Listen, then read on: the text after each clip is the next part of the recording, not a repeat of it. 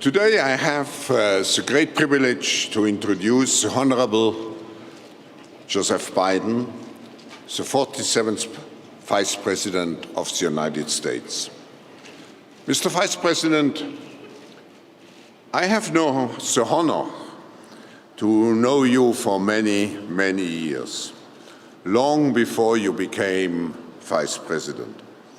And I've always admired you as a person who, reflecting particularly on the theme of this meeting, is a truly responsive and responsible leader. Your heart, Vice President, has always been with those living in precarious situations. We just remember your speech last year, and you have a well-earned reputation for being a champion of those less privileged in society. Whether it's a worker on an assembly line, a sick patient, or victims of injustice, you always have to be an advocate for those disadvantaged during your whole career. In the last years, you have especially focused your time on the Moonshot Initiative, an essential and worldwide effort to break down walls in the medical research community with the goal of once and for all vanquishing the terrible cancer challenge. Mr. Vice President, you see, because I'm myself in some way affected or have been affected to it. Mr. Vice President, all of us have been impacted by this disease in one way or another. Myself, as I just mentioned, and even my wife included. And it's safe to say you can count on the support of the Davos community, the forum ecosystem, to assist you going forward in this regard. Mr. Vice President, I understand this is your final major speech in office.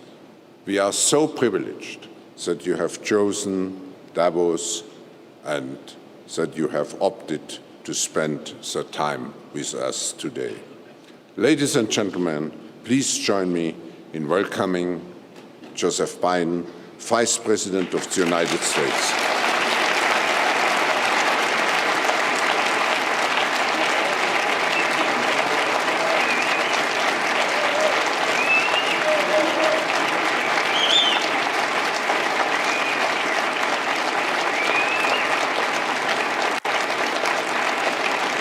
Good morning, everyone. Hilda, thank you, and Klaus for your hospitality here and in the United States. When you visit me in the United States, you still act as the host, and you're very, very, very gracious. My name is Joe Biden. I'll be Vice President of the United States for 48 more hours. And then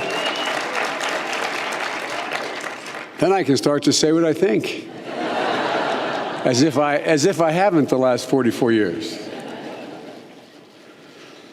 Klaus is not part of my presentation, but I promise you, I have met so many incredible people around the world that as we begin to reorganize the system of the delivery of both care as well as the way we attack cancer, I'm confident, absolutely confident, God willing, if you have me back next year to talk about the project, that we will have been made exponential progress. So there's so much hope, and I'm so happy to see you looking and feeling well. Ladies and gentlemen, it's a great honor to once again address this distinguished forum. But this year, in these early days of 2017, there is a palpable uncertainty about the state of the world. Klaus said I chose here to make my last speech. When the President and I talked about this, President Obama and I, it seemed a fitting place to make the final speech. Since it was in Europe, I, on behalf of the President, made the maiden speech of our administration on foreign policy at the Munich conference. And I want to talk about basically the same subject 8 years later. For the members of the media and the audience, I want to make it clear that I'm not referring, when I say the world is uneasy, I'm not referring to the imminent transition of power in my country, and I mean that. In 2 days, there will be a new president of the United States. But be a new president of the United States. But the challenges we face and the choices we must make as an international community don't hinge exclusively on Washington leadership. Oh, it matters. I'm not suggesting Washington leadership does not matter. But it does not hinge exclusively on Washington leadership. Whether we reinforce the ties that bind us, or whether we unravel under the current pressures, these choices have to be made by every single nation. And they will determine, and it sounds like hyperbole, they will determine what kind of nation and what kind of nations and world we're going to leave for our children. For the past 7 decades, the choices by our fathers and grandmothers and grandfathers they've been, particularly in the United States and our allies in Europe, have steered the world down a very clear path. After World War II, we literally drew a line under centuries of conflict and took steps to bend the arc of history. It sounds like hyperbole, but we actually bent the arc of history in a more just and fair direction. Instead of resigning ourselves to ceaseless wars, we built institutions and alliances to advance our shared security. Instead of punishing former enemies, we invested billions and billions of dollars to help them rebuild. Instead of sorting the world into winners and losers, we outlined universal values that defined a better future for our children. Our careful, and I mean careful, attention to building and sustaining the liberal international world order with the United States and Europe at its core was the bedrock of the success the world enjoyed in the second half of the 20th century. An era of expanded liberty, unprecedented economic growth that lifted millions out of poverty, a community of democracies that to this day serves as a fulcrum for our common security and our capacity to address the world's most pressing problems. Strengthening these values that served our community of nations so well for so long, is paramount to retaining the position of leadership the Western nations enjoy and preserving the progress we've made together, and I would argue the health of the remainder of the world. In recent years, it's become very evident that the consensus upholding this system is beginning to face incredible and increasing pressures from both within our countries and without. Today, I'd like to speak to the sources of those pressures as I see it, and about why it's imperative that we act urgently to defend the liberal international order, to sustain it. Here in this exclusive Alpine tower, where CEOs of multinational corporations rub elbows with world leaders, it's easy to embrace the intellectual benefits of a more open and integrated world. Many, many benefits flow from it. But it's at our own peril that we ignore or dismiss the legitimate fears and anxieties that exist in communities all across the developed world. The concerns of mothers and fathers how they feel about losing that factory job that has always allowed them to provide for their families, and the expectation that their children would even have a better life. Parents who don't believe they can give their children a better life than they had. My dad used to have an expression. He said, "Joey, a paycheck is about a lot more, a job is about a lot more than a paycheck. It's about your dignity. It's about your sense of yourself. It's about self-respect. It's about being able to look your child in the eye and say and mean, honey, it's going to be okay. An awful lot of people who felt that way a decade ago aren't so sure. These are pressures that are undermining the support for the liberal international order from inside. Globalization has not been an unalloyed good. I am a free trader. I am a strong supporter of globalization. But it has deepened the rift between those racing ahead at the top and those struggling to hang on in the middle or falling to the bottom.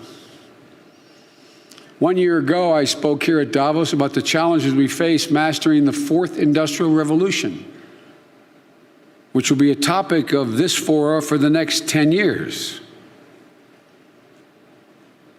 About how can we ensure the benefits and the burdens of globalization, digitalization, artificial intelligence are shared more equitably.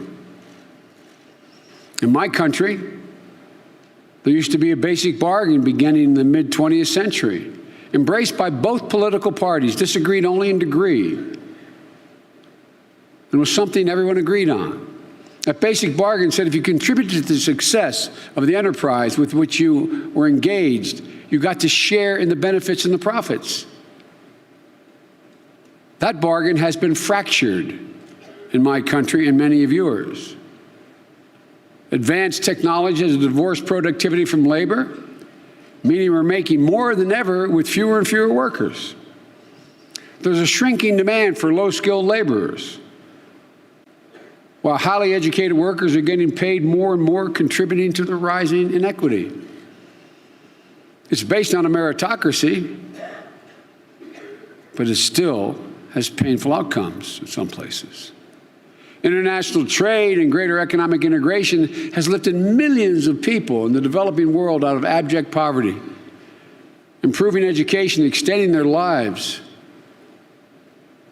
their expectations, and opening new opportunities. Standards of living are still well below middle-class expectations in the United States and Europe, but the change is real and good. Meanwhile, many communities in the developed world that have long depended on manufacturing, the opposite is true. Their relative standard of living has declined. They feel shut out of opportunities. Their economic security feels jeopardized. And taken together, these forces are effectively hollowing out the middle class, the traditional engine of economic growth, and I might add, of social stability in Western nations. We can't undo the changes in technology as wrought in our world, nor should we try. But we can and we must take action to mitigate the economic trends that are stoking unrest in so many advanced economies and undermining people's basic sense of dignity. Our goal should be a worldwide, the world should be where everyone's standard of living is rising. There's an urgency to taking common sense steps like increasing cognitive capabilities through access to education and job training. In my country, back when I was a young senator, even in the 90s, I would talk, and it was very much in vogue to talk to graduating high school and college seniors and say, you're going to have 7 jobs in your lifetime. And I wonder why they didn't look back at me and smile and say, isn't that great? Continuing education, whether you're an astrophysicist or you work on an assembly line, is going to be required. Ensuring basic protection for workers, which have evaporated from what they were 20 years ago in most of our countries. Expanding access to capital. Implementing progressive, equitable tax system where everyone pays their fair share. I said to a group of folks like you last night, top 1%'s not carrying their weight. You're not bad guys, you're all good guys. I pointed out, imagine, in terms of standard of living, imagine in most middle-class societies like European societies and ours, person can't get much of a raise, but if you went and told them all their kids are going to have free college education, they'd be very, very thankful. A raise or free college education, they'd take the free college education. We can afford to do that in a heartbeat. In the United States of America, we have $1.3 trillion worth of tax expenditures per year. It used to be $800 billion when Reagan was president. No one, I have found, can justify that many expenditures. Only two reasons for those expenditures, tax breaks. One, promote entrepreneurialism, generate risk, have people engage in productivity, increasing productivity, or promote a social good. There's a thing called stepped-up basis. You have similar things in other countries. You buy a stock, it increases fourfold. Over a period of time, it goes from $1 million to $4 million. You're on your way to cash it in. You're going to pay a capital gains tax on the $3 million, but on the way, God forbid you're hit by a truck, your daughter inherits it, she pays no tax. No evidence it generates increased productivity or investment, that tax-free money. It costs the federal government $17 billion a year. I can pay for every single solitary student in the United States of America going to a community college, raising the number from 6 to 9 million, increasing productivity by 0.2% for $6 billion a year. Eliminate that one tax expenditure. I can increase productivity, and I can cut the deficit by another $11 billion. That's what I mean by more equity in the tax structure, people paying their fair share. But compounding these economic worries are people's fears about the real security risk we face. If you look at the long sweep of history, or even just the trend lines in wars and other incidents of large-scale violence over the 50s, 60s, 70 years, as a practical matter, we're probably safer than we've ever been. But it doesn't feel that way. Daily images of violence and unrest from all over the world are shared directly on televisions and smartphones, images we rarely would have seen in the pre-digital age. It fosters a feeling of perpetual chaos, of being overrun by outside forces. Communications technology have fostered incredible progress, making information more accessible, breaking down barriers between people and nations, facilitating greater scientific collaboration, empowering ordinary citizens to challenge injustice and hold their governments accountable. But they also have given hateful individuals a megaphone to spread their virulent extremist ideologies. Radical jihadists not only recruit and find haven in ungoverned deserts of Iraq and Syria, they do the same in the ungoverned spaces of the internet. Borders seem less real to people. Terrorist attacks feel inescapable. Fears about unrelenting migration mount as people continue to flee violence and deprivation in their homelands. In the wake of these understandable fears, we've seen a series of alarming responses. Popular movements, both on the left and the right, have demonstrated a dangerous willingness to revert to political small-mindedness, to the same nationalist, protectionist, isolationist agendas that led the world to consume itself in war during the past century. And we've seen time and again throughout history dangerous demagogues and autocrats who have emerged, seeking to capitalize on people's insecurities. It's nothing new in history. In this case, using Islamophobic, anti-Semitic, xenophobic rhetoric to stir fear, sow division, and advance their own agendas. This is at political odds with our values and with a vision that we built and sustains the liberal international order. And the impulse is to hunker down, shut the gates, build walls, exit at this moment is precisely the wrong answer.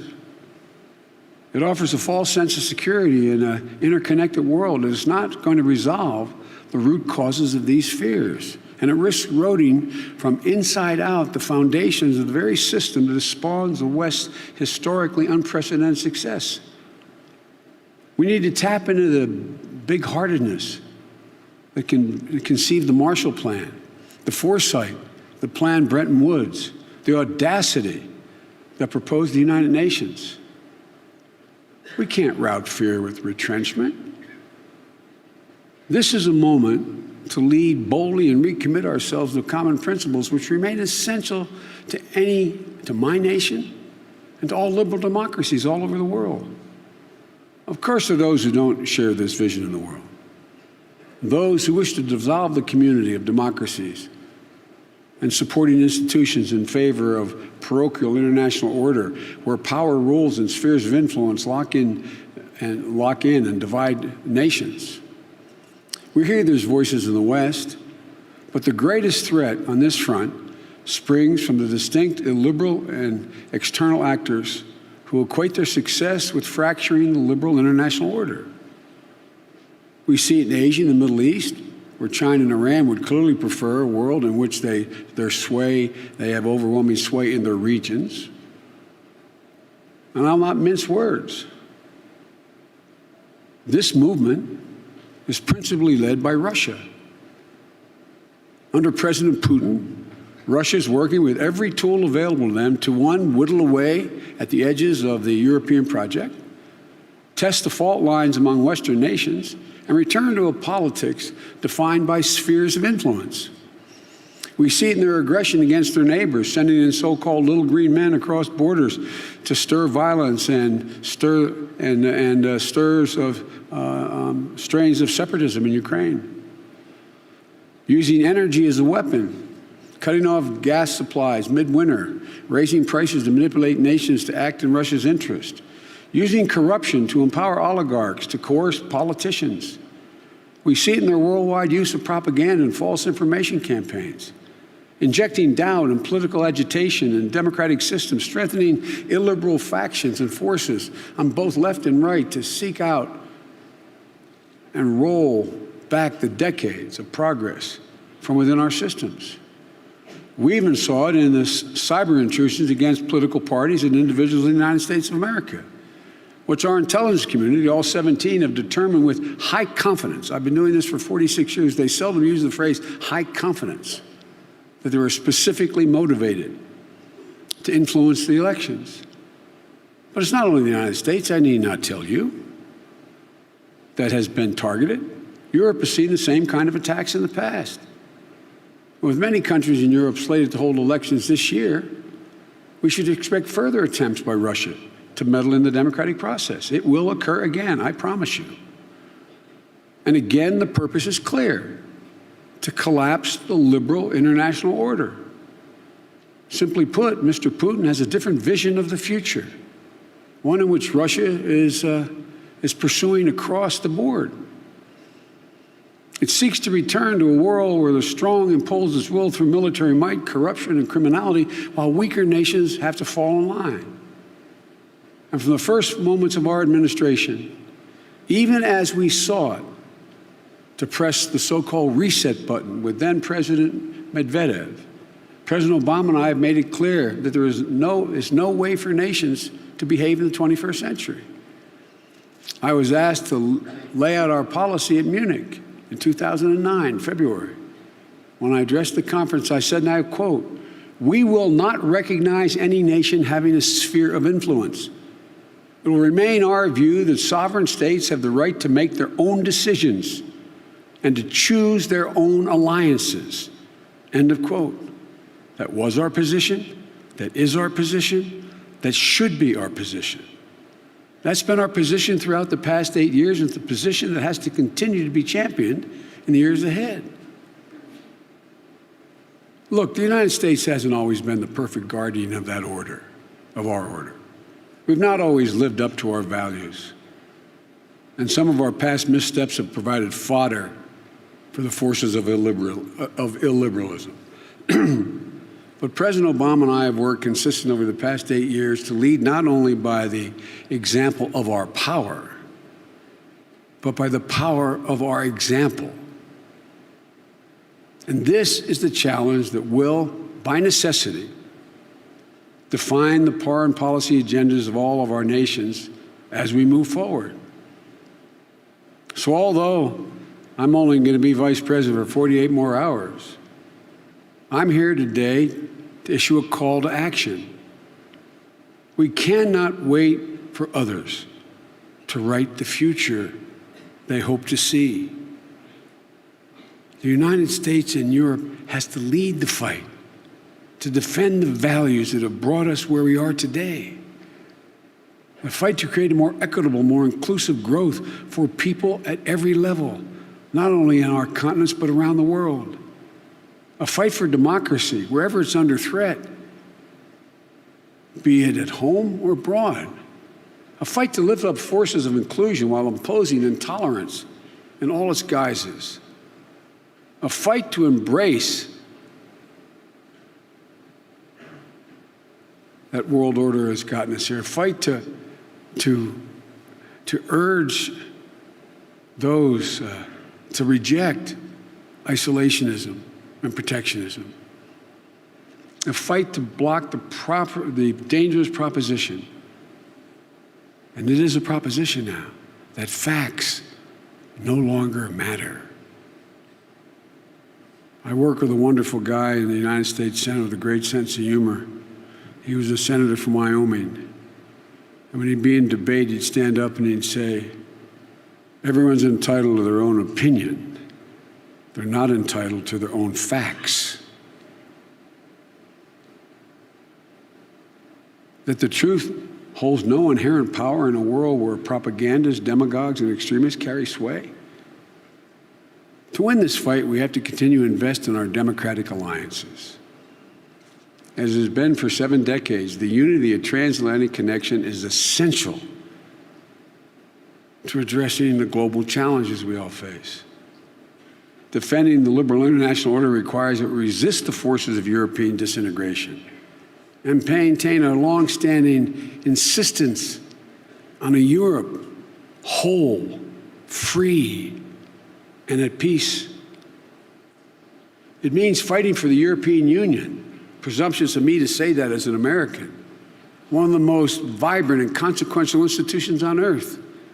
The EU has contributed to the prosperity of millions, fueling reforms that improve living standards, driving peaceful resolution of disputes between nations. Oh, it has its shortcomings. It means keeping open the door for membership in the European and transatlantic institutions. To those states of Europe on Europe's eastern edge where people in places like the Balkans, Ukraine, continue to strive to be part of an incredible undertaking that is European Union and is used as a tool to get them to reject the illiberalism that has defined their countries for so long, to get them to attack the cancer of corruption in their states, to get them to move into the 21st century. And the EU has been an indispensable partner to the United States. As the EU and the UK begin to navigate a new relationship, it remains profoundly in my country's interest to maintain our close relationship with both parties.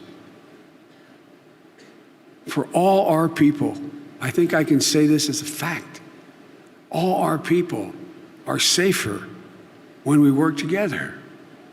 We have to continue to stand up for those basic norms of modern nations, principles of territorial integrity, freedom of navigation, national sovereignty.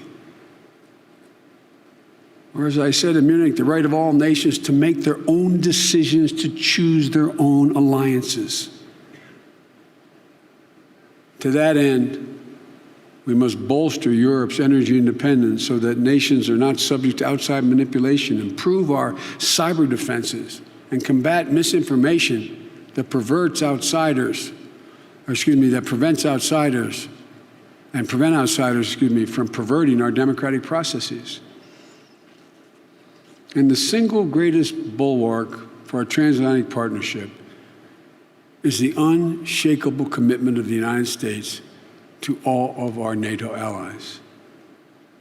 It is a sacred obligation we have embraced, that an attack on one is an attack on all. That can never be placed in question. In addition, We have to continue to stand with Ukraine as they resist Russia's acts of aggression and pursue the European path as long as they are pursuing it in the way that is demanded. In 2 days, the United States will engage in an act that has defined our exceptional democracy for more than 200 years.